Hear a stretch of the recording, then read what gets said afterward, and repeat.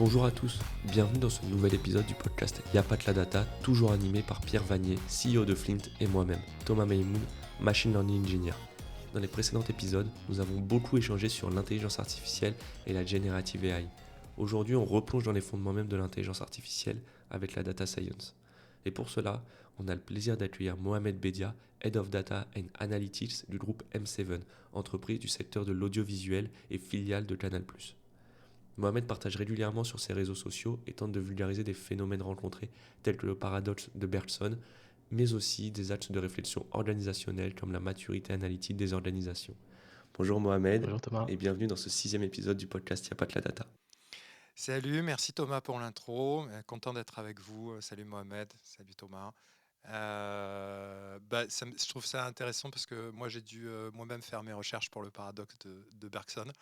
Quand j'ai vu que ChatGPT me sortait des pages et des pages et des pages, j'ai dit oula, ok, d'accord, on va rentrer dans la philosophie, etc., le temps, machin, etc.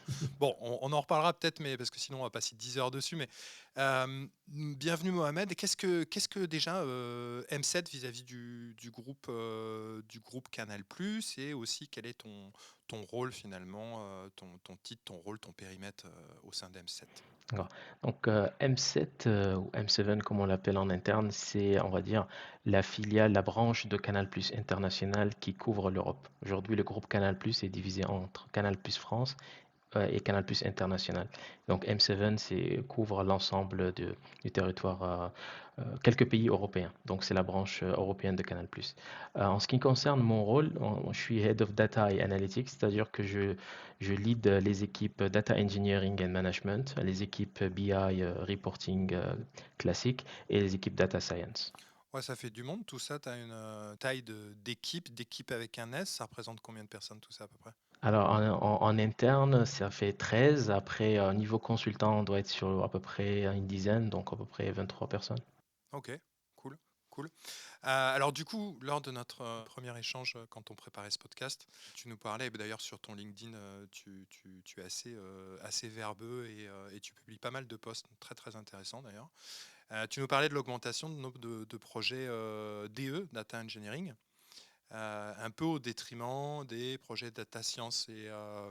Et pour toi, ça peut avoir une explication, cette baisse, en tout cas cette augmentation des projets DE, ou alors à l'époque, il y avait beaucoup de projets data science, etc. Alors ça s'explique principalement par le fait que les projets data science comportent une dimension incertitude qui fait que quand on se lance dans un projet data science, des fois les deadlines ne sont pas respectés ou des fois on finit par abandonner le projet parce qu'on s'est rendu compte que la data que nous avons n'est peut-être pas la plus adéquate pour répondre à la problématique data science. Et donc ce qui a créé au niveau des CDO et au niveau du C-level, plus de confiance, on va dire, pour les projets data science, les projets data engineering, pardon, parce que généralement la timeline est respectée, les outcomes, on les connaît d'avance. Et aussi le fait que beaucoup d'entreprises ont compris que pour faire de la data science correctement, il faut avoir une fondation solide en data engineering, ce qui fait aussi que les projets data engineering ont augmenté plus que pour les projets data science.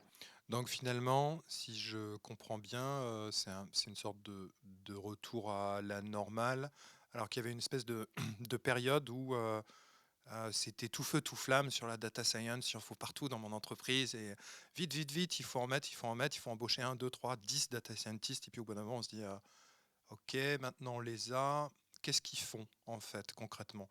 Ah, il faut qu'ils travaillent sur de la data. Où est la data? Appelez-moi la data. Ah bah ouais, mais la data est pas prête dans mon entreprise.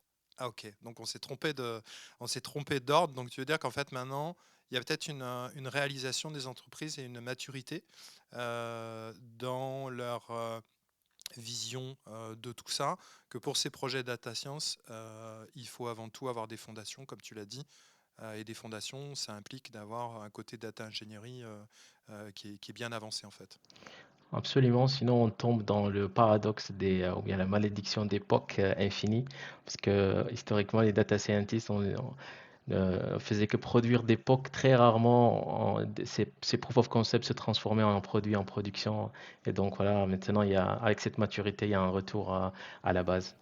Non, c'est vraiment génial. Je trouve que ça permet aussi de se rendre compte que les métiers de la data commencent à devenir beaucoup plus clairs. On sait pourquoi on veut un data scientist, pourquoi on veut un data engineer, software engineer. Donc c'est tout à fait intéressant. J'avais beaucoup aimé cette explication. Euh, bon, bien sûr, alors comment on fait pour élaborer un projet, une roadmap claire avec le moins d'aléas quand on sait que la data science implique par nature de l'incertitude? Je te toi, tu as un peu cette secret sauce. Alors, on va dire qu'il n'y a pas vraiment une boîte secrète, tout dépend du contexte. Euh, Généralement, tout dépend vraiment comment on a framé la question en entrée avec le business. Donc, beaucoup d'échanges avec le business pour savoir qu'est-ce qu'on veut faire, à quoi on s'attend.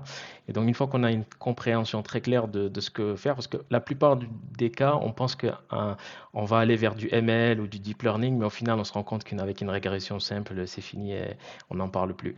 Et donc, voilà, cette dimension business, c'est ça qui va framer. Ensuite, on va regarder est-ce que la donnée est disponible, est-ce que la donnée elle est accurate, est-ce que la gouvernance de données nous permet de s'assurer que le process a été compliant, et est-ce qu'elle est accessible, et ainsi de suite. Donc vraiment, si la data, on va dire le côté data engineering, le côté data governance est très présent dans l'entreprise, ça met la sécurité dans les projets data science. Et ensuite, ça suit le cheminement d'un projet data science classique. Ok, c'est super. Bah, déjà, ça me permet d'attaquer la prochaine question et je considère que des régressions linéaires, c'est du machine learning. Maintenant, ça, c'est acquis et c'est vraiment bien. Mais effectivement, par rapport à notre premier épisode avec Charlotte Ledoux, je me rends compte qu'on en parle à tous les épisodes maintenant sur la gouvernance. Est-ce que tu es C'est un capable... running gag, Charlotte Ledoux. Bah, en fait, Il ouais. y a des gens comme ça qui reviennent en permanence. Charlotte Ledoux revient, Michel Lutz revient. C'est bizarre, c'est des trucs comme ça revient, c'est des boucles en fait. Tu vois. Non, mais on se rend compte que la gouvernance des données, elle est partout quand on n'en parle pas spécialement dans le métier, par exemple, de la data science. Est-ce que tu es capable de voir si la gouvernance de la donnée et un bon contrôle de la qualité des données, ils permettent de réduire drastiquement le risque? Tu y as plus ou moins répondu, mais surtout, est-ce que c'est réellement quantifiable cet impact? Mhm. Alors oui, il est quantifiable, mais en fait, ce qui est intéressant, c'est que quand on vient du monde de la data science, on a tendance à négliger ça. Moi, par exemple, je suis data scientist de formation, et donc historiquement, on va dire que je prêtais pas trop attention à cette dimension gouvernance, stratégie, data engineering, parce que c'était pas le cœur de mon métier. Je considérais les données comme acquis et je travaillais sur mes projets. Et donc, au fil des années, j'ai changé un peu, je suis allé un peu vers la dimension strat pour toucher les deux bouts on va dire, de la data.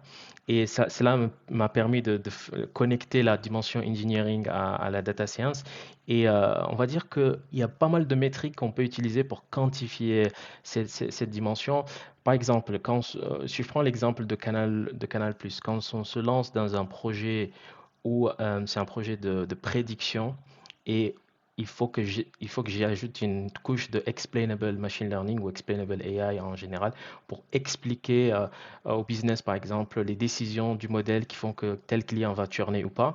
Ben, en fait, il faut que je m'assure en entrée que telle donnée a une accuracy ou completeness de X% pour que je sois confiant dans de ce que je veux dire. Si le projet data science c'est un projet d'analyse globale où je cherche des tendances, ou on va dire que je serai moins regardant sur le threshold, euh, comment dire threshold en français, euh, Le seuil. le seuil exactement, pardon, le seuil que je vais considérer comme les données qui dépassent ce seuil comme étant de bonne qualité. Heureusement qu'on a un dictionnaire franco-anglais, anglo-français avec Thomas depuis Montréal.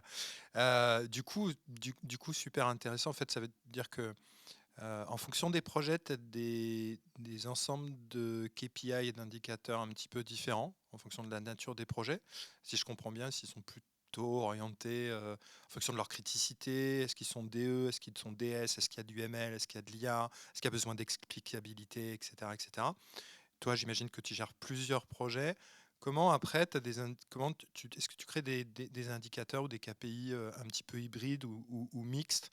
Est-ce que tu les agrèges entre projets ou est-ce que tu as des tableaux de bord par projet, par typologie de projet, par risque aussi potentiellement, par gouvernance, parce que tu as les gouvernances data, mais tu vas avoir de plus en plus aujourd'hui, tout ce qui va être gouvernance AI, en fait, aussi, absolument. finalement. Je pense qu'on pourra en parler aussi, c'est un gros sujet. Donc, comment tu arrives à t'en sortir avec tous tes KPI et tes classes de KPI, finalement? Alors, en fait, on va ségréguer nos projets par thématiques très high level, c'est-à-dire data engineering, data analytics, BI/BI et data science. Donc, quand on est dans la dimension data engineering, finalement, on va dire, c'est des KPI plus ou moins. Alors, je vais revenir plutôt en arrière. Pour l'ensemble de ces trois groupes, il y a des KPI qui sont générales, qui vont dire voilà, la typologie de la donnée, son accessibilité, etc. Il y a des KPI de project management classiques. Et ensuite, quand on va faire un deep dive dans chacun de ces projets, de ces groupes, il y a des KPI qui vont apparaître qui sont spécifiques à un projet. Quand je fais de la modélisation du churn, comprendre le churn, et quand je fais un projet de moteur de recommandation, par exemple, les KPI vont complètement diverger. Et ensuite, et ça aussi dépend de vraiment comment on a framé le business, la question business en entrée. Donc, je dirais que chaque projet a son set de KPI spécifique, et il y a un set de KPI assez Ouais, généraliste. du coup, ça me semble. Est-ce que c'est KPI? Parce que ça m'intéresse au-delà de ça, parce que tu dois pas être le seul dans le groupe à utiliser ce type de KPI. Est-ce qu'ils ont aussi un ancrage dans ce qui va être gouvernance, en fait, finalement, de la data derrière pour les projets? Est-ce qu'ils sont pris en compte? Est-ce que c'est entrelacé aussi ou pas forcément? Est-ce qu'il y a un point d'accroche, en fait, là-dedans? Alors, ça va dépendre aussi de la maturité de l'organisation, du secteur. Moi, j'étais principalement en banque. Et donc, en banque, il y a vraiment cette dimension gouvernance qui est liée, cet ancrage. Donc, les KPI sont, on va dire, naturellement, sont déduits de ça. Là, aujourd'hui, chez M7, je suis arrivé, en fait, pour construire cet écosystème, mettre en place cette gouvernance de données et définir ces standards. Aujourd'hui, on en est encore dans la phase où on construit la fondation et essayer d'avancer un tout petit peu sur les questions. Donc, sur cet aspect exactement, on n'est pas vraiment mature comme le secteur bancaire, par exemple. Carrément, très clair. Bah, très clair, intéressant. Moi, je pensais à passer à une autre section qui va pas mal nous intéresser.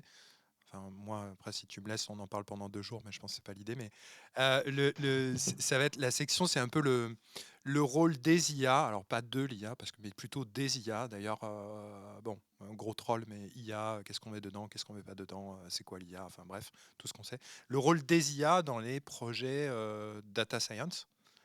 Euh, donc, euh, au final, le software engineering, dans tous ces projets, va y avoir des assistants, il y a de plus en plus d'AI, il y a des outils comme Copilot, Cursor, j'en passe et des meilleurs. Est-ce que tu penses est-ce que déjà vous les utilisez aussi en interne ou pas, avec des garde-fous, pas de garde-fous? Et puis ensuite, est-ce que tu penses que côté data, il va y avoir un peu à un moment donné aussi un accompagnement ou de l'assistance ou des assistants AI autour de la data pour aider, augmenter, optimiser, dérisquer peut-être aussi d'ailleurs de la part des IA ou re-risquer s'ils hallucinent. Enfin bref, voilà, l'IA finalement dans les projets data science par le prisme du software engineering finalement. D'accord. Alors, en fait, tout dépend de quelle catégorie d'IA on va parler. Généralement, on scinde les projets IA en deux catégories. Les projets AI analytiques, et donc ça, c'est un peu la dimension traditionnelle, machine learning, deep learning, etc. Et la dimension Gen AI. Donc, quand on est dans la dimension AI analytique, voilà, l'écosystème, on va dire, il est assez robuste, les méthodes sont là. Par exemple, on utilise Copilot, nous de notre côté, pour vraiment sur l'accélération au niveau de la dimension POC. On l'utilise pas en prod, mais on utilise vraiment dans la dimension brainstorming, etc. Maintenant, quand ce qu'il s'agit de Gen AI, tout dépend de, on va dire, quel use case on aborde. Aujourd'hui, chez M7 par exemple, et je pense que comme la plupart des entreprises, l'ensemble des use cases tournent autour des racks, autour des racks. Alors, Nous, on va utiliser la GenAI pour booster les projets analytiques. Je vous donne un exemple concret. On a par exemple des users qui utilisent notre application, MyCanal, l'équivalent de MyCanal, nous on a notre nom, comme Netflix par exemple. Et donc quand vous arrivez, vous pouvez créer des utilisateurs. Moi, je peux m'appeler Zoro, je peux choisir n'importe quel nickname. Et de ce fait, je perds l'identité, le genre de la personne est-ce que c'est voilà, est-ce que c'est un individu masculin, féminin? Et donc, en utilisant ces modèles GenAI, on arrive à booster la dimension analytique. Là où on allait créer un modèle machine learning qui allait classifier si c'est un homme, une femme, etc. Bon, là, on va faire avec du GenAI. Donc, pour revenir à ta question, là, c'était juste pour différencier les deux chez nous. Et, donc la dimension software engineering, elle va rentrer à fond, surtout dans la mise en production. Euh, Aujourd'hui, les outils qu'on utilise sont des outils basés sur le cloud, AWS, etc. Et moi, je vois beaucoup de providers, je vois beaucoup de providers, je fais souvent des calls avec eux pour voir ce qui se passe. Et je vois beaucoup maintenant cette dimension où l'IA rentre dans le processus de bout en bout de création d'un projet data science, là où ça ne l'était pas avant. Donc je pense que c'est quelque chose qui aura de l'avenir. Ok, c'est hyper intéressant encore une fois, et ça, c'est un peu ma prochaine question, mais tu as répondu. Si aujourd'hui vous avez des cas d'usage autour de l'IA et de la GenAI, chose que vous différenciez, et si oui, quels sont aujourd'hui vos KPI pour valider une idée? Quand tu me parles de l'exemple de Zoro, en l'occurrence, tu utilises la GenAI pour faire des personas et supposer que Zoro est un type d'individu et qui va avoir une certaine consommation de ton contenu, c'est ça? C'est ça. Et comment en fait on confirme ce POC pour une mise en production? Ça reprend aussi un peu l'exemple du KPI. C'est quoi les KPI que vous allez utiliser pour affirmer, confirmer que ce choix il est cohérent? D'accord. Alors, quand on utilise du GenAI dans des projets, on va dire, à dimension analytique ou historique analytique, par exemple faire de la classification, est-ce que A ou B, là, on va utiliser à la fin des métriques classiques qu'on connaît en machine learning. Par exemple, si je prends l'exemple que j'ai donné tout à l'heure, à la fin, c'est voilà, l'accuracy, la précision qui vont primer, et c'est quelque chose qui est quantifiable. Par contre, quand on est sur des sujets purement GenAI où on génère du texte, où c'est subjectif et on doit mesurer, ça dépend du use case. Des fois, on va s'appuyer sur des métriques de littérature, notamment le Blue Score ou bien le Meteor, qui va mesurer en fait la précision et la pertinence du texte généré par le modèle. Euh, et des fois, on est sur des contenus résumés et là, on utilise l'humain à l'intérieur pour valider. Je donne un exemple très concret. On a notre call center qui reçoit des appels de personnes, par exemple, pour des pannes techniques. L'opérateur, il existe beaucoup, beaucoup de procédures et il doit trouver la bonne procédure pour répondre à la problématique en question. Et donc ici, le POC qu'on met en production, l'utilisateur, en tapant la question, il a l'ensemble des documents qu'il y a. Et donc, lors de la phase de création de ce POC, on essaie d'imaginer tous les use cases possibles avec les questions et donc on fait de la validation humaine.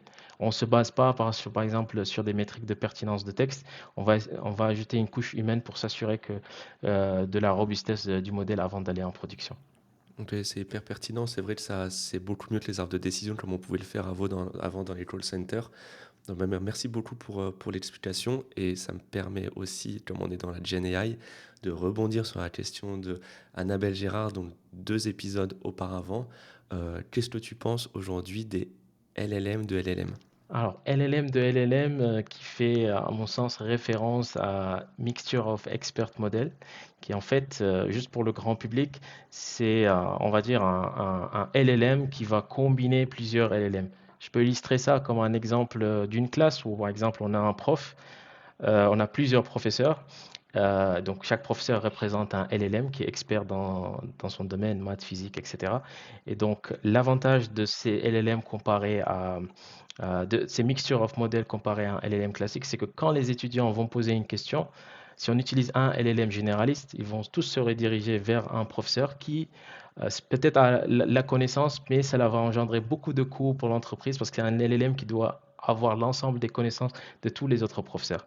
Or, si on prend des LLM spécialisés ici en maths, en physique, etc., donc en l'occurrence les professeurs dans mon exemple, il y aura un LLM au milieu qui, quand tu vas recevoir la question, va la rediriger vers le LLM expert. Et je pense qu'on va beaucoup se diriger vers ce genre d'approche. Nous, actuellement, on est en train de construire ce genre d'architecture pour la dimension recommandation. Quand, par exemple, vous avez un client qui vous pose la question, je veux un film dans lequel il y a une chanson de Céline Dion. Par exemple, si on utilise des moteurs de recommandation classiques, ça va pas le faire. Donc, ce qu'on fait, c'est qu'on prend un LLM qui est spécial. Donc, on a un LLM qui va être spécialisé dans le synopsis, qui est capable de répondre dans le synopsis. Un autre qui maîtrise les acteurs qui ont interagi, les personnes de la production, et ainsi de suite. Ce qui fait que quand j'ai des questions de type je veux un film avec Brad Pitt, Tom Cruise, etc., etc., automatiquement, on se redirige vers l'LLM expert de la question et ça nous réduit le temps de calcul et le nombre de tokens, le coût associé au token. Ok, bah là c'est vraiment intéressant. J'avais du mal à concevoir des LLM ou de la generative AI dans le monde des systèmes de recommandation. Donc là, merci pour les exemples, c'est très concret. Et j'ai une autre question, je t'en parle de LLM dans tous les sens. Là, par exemple, on parlera peut-être de Sora, on aura l'occasion d'en parler à la fin du podcast, mais aujourd'hui, il y a Gemini qui est apparu, Gemini Pro, face à ChatGPT, par exemple. Comment on fait pour comparer des solutions qui aujourd'hui sont assez équivalentes pour savoir si on peut les utiliser en interne dans une organisation entre la méthodologie gratuite et aussi payante? D'accord. Alors, tout va dépendre des use cases. Généralement, ce qui est utilisé, c'est une approche FinOps où en fait, on va regarder combien ça va nous coûter d'utiliser ce use case versus la complexité et la rentabilité du use case.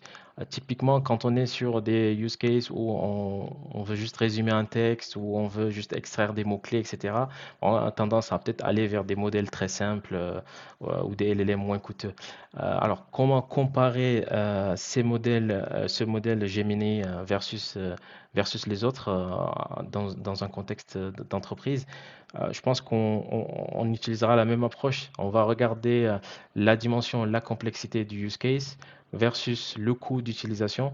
Et donc, si on est sur un use case très compliqué, mais où les performances de Gemini 1.5 et GPT-4 sont les meilleures, mais Gemini pour 1.5 est moins coûteux que GPT-4, bon, en fait, on a plus d'arguments à rentrer dans son utilisation. Et c'est là où moi j'aime bien beaucoup les architectures Garden, comme un peu proposées par GCP. C'est que au final, on a un bac à sable dans lequel on a un ensemble de LLM et on va choisir le LLM adéquat.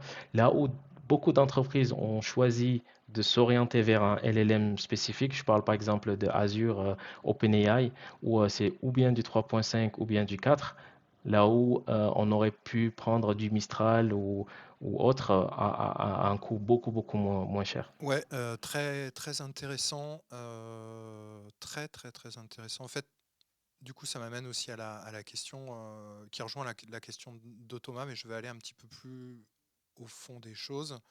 Il y a peut-être des choses que tu n'es pas, peut-être pas habilité à dire ou quoi, mais est-ce que vous utilisez, est-ce que vous utilisez plutôt des LLM ou des solutions genre Buy, genre donc un wrapper d'OpenAI vite fait, vous avez un compte OpenAI, vous mettez la clé de l'API et puis vous faites vos tests à droite à gauche. Est-ce que vous avez des typologies de projets particuliers avec lesquels vous utilisez plutôt des solutions de type Buy, donc en faisant appel à des LLM externes et des services externes pour vous faciliter la vie? Est-ce que vous avez plutôt aussi, et puis derrière vous passez à des solutions avec des LLM ou des modèles qui vont être hébergés ou sur vos clouds pour des questions de sécurité ou des questions financières ou FinOps ou parce qu'ils sont plus adaptés? Comment vous faites un peu tous ces choix-là? Est-ce qu'il y a, parce que finalement, ça peut pas être simplement le côté FinOps et financier qui gère. parce qu'en fait, il y a aussi une dimension typologie des projets. Ça peut pas être simplement la data ou les DE qui gèrent, parce qu'il y a aussi une dimension data science, machine learning, NLP, LLM, qualité, finalement cohérence de l'utilisation. D'ailleurs, tu l'as dit tout à l'heure, des fois ça peut être simplement une régression linéaire et finalement on n'appelle pas du tout un LLM, je veux dire, ça n'a pas de sens. Donc qui choisit là-dedans? Qui a le dernier mot? Comment on... Est-ce que finalement on manque pas de gouvernance dans ces prises de décision-là en fait? Comment ça se passe concrètement dans les boards où tu es, dans les ateliers, dans les directions où tu es? C'est le CTO qui prend le CDO, le CEO, le Head of AI, le Head of... Tu vois mon point? Ouais, ouais. Ah, c'est une très très bonne question parce qu'en fait, ça me rappelle le- notre cheminement vis-à-vis de l'utilisation de GenAI. Au début, on était un peu en mode cowboy où on utilisait des modes OpenAI, chacun avait sa propre clé API qui faisait des projets, des fois on se refacturait, des choses comme ça. Voilà, c'était un peu comme ça. Et ça restait dans une dimension POC, brainstorming, etc. Entre-temps, le groupe Canal a nommé un Chief Transformation Officer qui a la dimension AI en groupe. Et donc, il a dit, hop, on stoppe tout ça, on commet un cadre légal et technique et financier C'est un peu le adéquat. Donc, shérif qui est arrivé dans le village du western en fait. Il a dit, oh là, c'est ça. c'est bon, c'est le Far West, mais on va se calmer quand même un peu sinon. Exactement, c'est ce qui s'est passé. Donc, voilà, cette personne, elle a regroupé le business, l'IT, la data. Donc, on a tous ces third parties qui font partie d'une communauté. Donc, cette communauté qui a été faite. Et donc, le premier travaux était de mettre en place une roadmap et des guidelines vis-à-vis de l'outil. Donc, par exemple, on a mis en place une infrastructure qu'on va utiliser sur un cloud provider. Je ne pourrais pas citer lequel, mais sur lequel on va utiliser, en fait, avoir pas mal de LLM et tout projet qui embarque une dimension GenAI doit passer par ce comité qui contient des personnes du business, etc. Et donc, en amont du projet, on doit quantifier la dimension ressources, tant au sens technique qu'au sens financier, les impacts, les risques, etc., risques d'image, toute typologie de risque. Et ça passe au niveau de ce comité qui statue, je pense, au niveau tous les mois, et doit statuer sur les projets. Et ce n'est qu'une fois qu'on a appréhendé tout cela qu'on va la phase d'implémentation. Ok, c'est un sujet qui est vraiment d'actualité, puisque bah, là, actuellement, il y a une compagnie aérienne qui a été sommée de payer un client, puisque le chatbot a répondu un peu n'importe quoi. C'est au Canada d'ailleurs, je crois. Oui, Hein? oui, Ouais. On va pas le dire. on va pas le dire. Non, non, bah voilà, donc ce que tu dis, ça a vraiment beaucoup de sens et ça fait écho à ce qui se passe actuellement, que il faut vraiment réussir à quantifier, mais je pense que c'est tout le problème de la generative AI, c'est de quantifier, savoir le nombre de tokens qui vont être utilisés dans le cadre de texte, de GenAI sur le texte. Euh, J'aimerais passer à une autre phase de cet épisode, qui est sur la culture du test and learn. C'est toujours un gros sujet, ça. Comment est-ce qu'on crée une culture du changement et on donne envie d'essayer de nouveaux outils?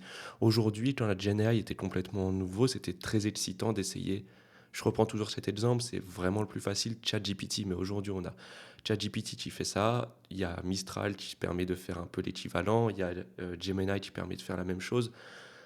Comment on continue à aller chercher des nouvelles choses quand il y a de l'existant qui fonctionne déjà très bien? Ouais. Très bonne question. Moi, je pourrais prendre comme exemple mon département à mon arrivée. J'ai hérité d'un département.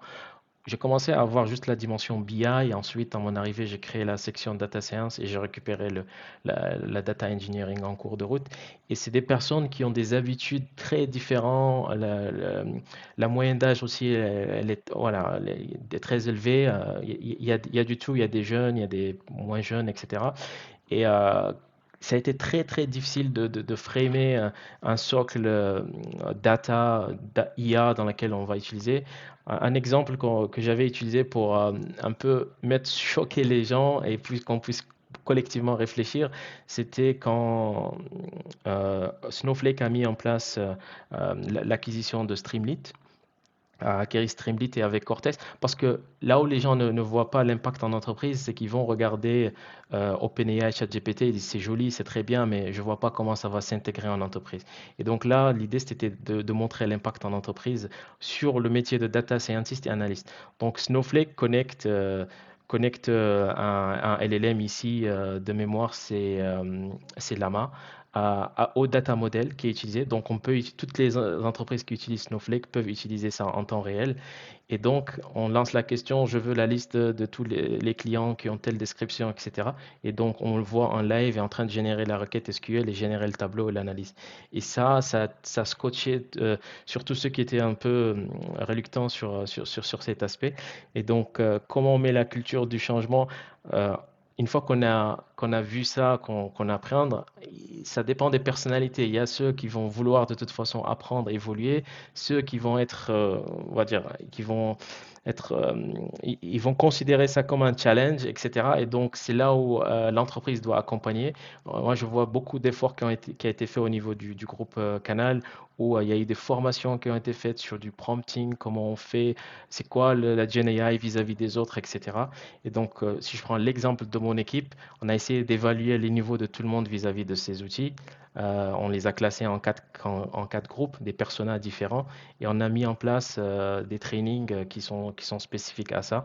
Et collectivement, on essaie de s'aider les uns et les autres pour accompagner le changement. Parce que là, on se rend compte que tu as une organisation, en l'occurrence Canal+, et ses organisations affiliées, ils ont pris le sujet à bout de bras et ils se sont dit, il faut qu'on sensibilise vraiment tout le monde sur la generative AI et l'intelligence artificielle, puisqu'en fait, finalement, on ne peut pas louper le coche. Est-ce que, et là, je ne sais pas si c'est un sujet sensible, est-ce que ça a été choisi puisque finalement Canal+, au sens très large, fait de la création de contenu, et donc la generative AI, c'est un sujet où ils sont très très très connectés finalement, non? Oui, mais je pense qu'au-delà même de Canal+, parce qu'on fait partie du groupe Vivendi et le groupe Vivendi a été l'un des premiers à foncer sur la dimension stratégie de l'IA, comment on met en place une roadmap stratégique et donc ça englobe toutes les entités telles que Havas et Canal+. Mais bien évidemment, comme on est dans le secteur du média, ça fait que on accorde beaucoup d'importance. Moi, je viens de la banque. Et j'étais en cabinet de conseil juste avant et j'avais vu le phénomène ChatGPT avant d'arriver chez le groupe Canal. Et ce qui m'a impressionné, c'est comment les équipes RH au niveau du groupe Canal ont adopté le sujet de l'IA, de l'IA générative et ont commencé à faire des trainings en collaboration avec les équipes data Ouais, science. c'est super, super, super intéressant. En fait, ça m'inspire énormément de choses. Ce dont je me rends compte, c'est que il y a eu vraiment, comme le disait Thomas, une vraie prise de conscience et des vraies actions de la part du groupe pour avancer dans ces technos-là. Mais finalement, ce que je vois beaucoup, c'est du upskilling et du reskilling et de la formation et de l'acculturation et pas laisser les gens de côté par rapport à ces technos, pas les laisser tester dans leur coin, mais plutôt faire de la collaboration, faire de la co-construction, des ateliers, réfléchir ensemble, etc. Donc un vrai mouvement d'entreprise, en fait, si je comprends bien. Absolument.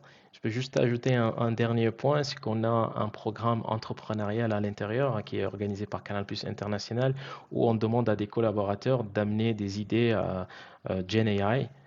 Généralement, c'était toutes des idées, mais l'édition de cette année, c'était des Gen AI.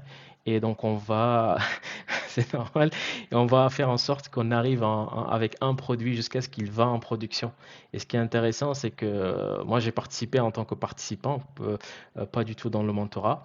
Et là, aujourd'hui, l'ensemble des équipes qui ont participé, des équipes business, mais il y a un accompagnement des équipes RH sur quel outil, quelle plateforme, les équipes data science animent avec les équipes business.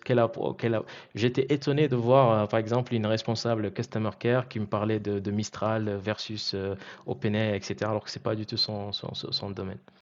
Bah, du coup, ça donne l'impression, en tout cas de l'extérieur, parce que il y a toujours cette question hein, qui est latente en fait. L'IA, c'est bien, ça va m'augmenter, ça va optimiser, ça va. Mais finalement, est-ce que ça va pas juste me remplacer aussi? Et j'ai quand même l'impression que, enfin, tu me diras si je me trompe, que la décision ou le parti pris qui a été pris de votre côté, c'est de dire on s'en empare et on va expliquer aux gens comment s'en servir, comment aller plus vite dans leur boulot au niveau des supports, des services supports, des salariés, des collaborateurs, etc. Et puis après, on s'en empare de l'autre côté au niveau métier pour faire des applis qui utilisent et qui leverage un peu tout ça. Mais c'est vraiment plus une prise de parti plutôt que de se dire, tiens, combien de TP on va optimiser, quoi. Oui, oui, absolument. C'est au niveau des meetings qui sont mis en place réguliers avec le Chief Transformation Officer dont j'ai parlé. On tend vers cette. D'ailleurs, le premier meeting, le slogan qui a été affiché, c'était l'IA ne va pas vous remplacer, mais quelqu'un qui maîtrise l'IA va vous remplacer. C'était un peu tiré, je pense, de la Harvard Business School. Et Ouais, donc, c'est un mime qui est assez connu, quoi. Ouais. Exactement. Donc voilà, c'était vraiment acculturer les personnes et les éduquer sur le potentiel de l'IA.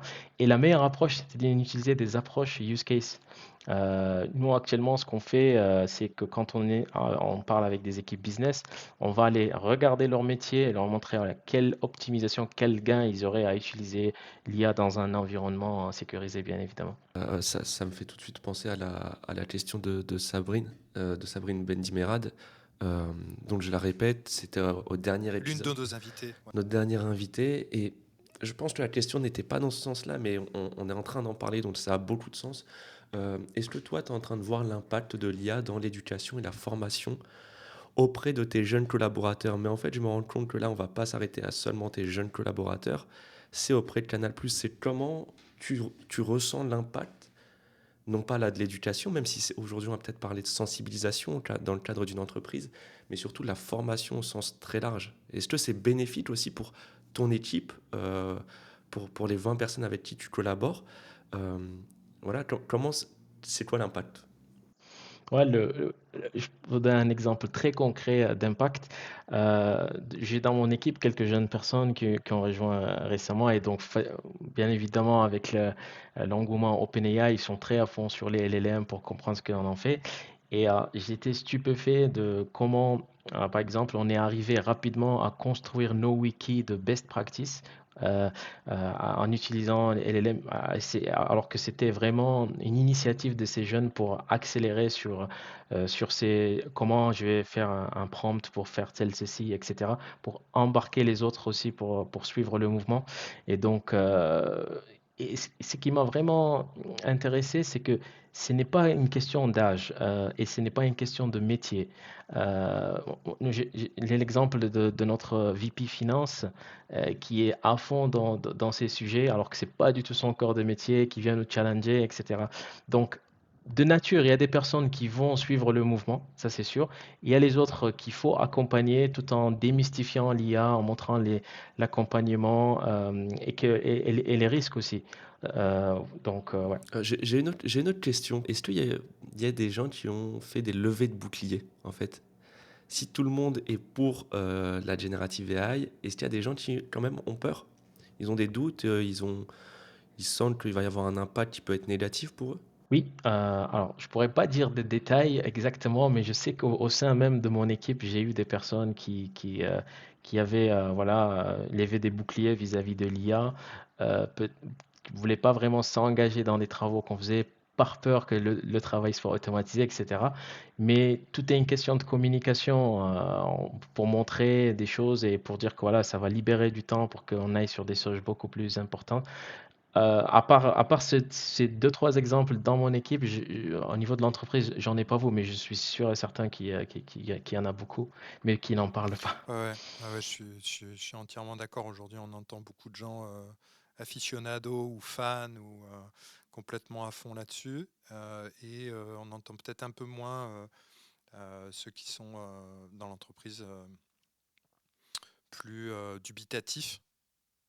D'ailleurs, c'est assez marrant, mais j'ai discuté avec plusieurs CTO qui me disaient Putain, c'est marrant, je trouve que mes développeurs ou mes équipes de dev dans la tech et tout, ils sont. Je sais pas, hein, je trouve qu'il n'y en a pas beaucoup qui testent des trucs autour de l'IA générative, les LLM, ces nouvelles techno, etc. Et on discutait de ce sujet-là et j'ai l'impression qu'il y a aussi, donc on pourrait se dire, bah, les techs d'une manière générale, ils sont à fond dedans. Ils sont complètement pour, ils sont à fond. Mais en fait, pas tant que ça, en fait. Il y a aussi des techs qui sont, ils sont devs, ils n'ont pas envie, par philosophie, par idéologie, par crainte, par des fois fainéantise, parce que ça demande aussi beaucoup de travail supplémentaire. Tu vois? T'as remarqué un peu ce genre de truc? Ça parle, hein? Absolument. Il y a l'exemple de data scientist qui disait, bon, de toute façon, c'est de la triche, utiliser GPT-3 pour Ou faire un c'est une modèle. mode, c'est de Ouais, la voilà, triche, ou c'est une c'est mode. Enfin, il y a c'est toujours un truc, en exactement. fait, tu vois? Ouais, exactement. Mais je pense que le plus important, c'est qu'au niveau du C-level et au niveau du top management, ils aient une vision très claire du sujet et le changement ne peut être impulsé que par le haut. Parce que si un manager de service ou un directeur IA, etc., lui-même n'est pas convaincu de ces sujets, je vois mal les équipes Ça évoluer a dans ce bloqué toute la sens. boîte. Ouais, ça a Ouais, bloqué, grippé toute la boîte. Ouais, super. absolument. Merci beaucoup, Mohamed. On a une question dans notre podcast récurrente. C'est à chaque fois qu'on demande à notre guest, donc en l'occurrence là toi, de réfléchir et de poser une question qui sera posée au prochain ou à la prochaine participant ou participante de notre podcast. À quoi tu as réfléchi là depuis qu'on prépare notre podcast et qu'est-ce qui te vient à l'idée? Il y a quoi comme sujet chaud ou qui t'interpelle? Alors, je vais peut-être rebondir sur Gemini 1.5 dont on a parlé tout à l'heure, comme c'est le sujet d'actualité. Alors, ma question serait, qu'est-ce qu'on pense, ou bien cette personne, qu'est-ce qu'elle pense de l'avenir des RAG dans un écosystème où les LLM comme Gemini 3.5, 1.5 a une fenêtre de contexte de 1 million de tokens, par exemple. Euh, je, je pense pas que les RAG vont disparaître du jour au lendemain parce que c'est pas la philosophie elle est extrêmement intéressante pour les entreprises, mais je pense qu'elle va évoluer. Mais j'aimerais bien savoir ce que cette personne pensera. Une très très bonne question. Très très bonne question. Thomas, tu as d'autres choses à... Non, non, non, on a Non. plein d'autres sujets, hein. On aurait Bon, pu parler de ouais. Sora et tout On ça, mais pourrait on va rester deux s'arrêter heures, là, hein. je Mais pense. après, il faut garder un certain concentré. Non, non, ça a été vraiment top. Merci beaucoup, Mohamed, Merci. pour ton temps et cette analyse Merci à très vous. très pertinente, très intéressant. Et évidemment, merci à Thomas. Merci Pierre, merci Mohamed. Merci à vous. Merci à tous pour votre écoute. À bientôt.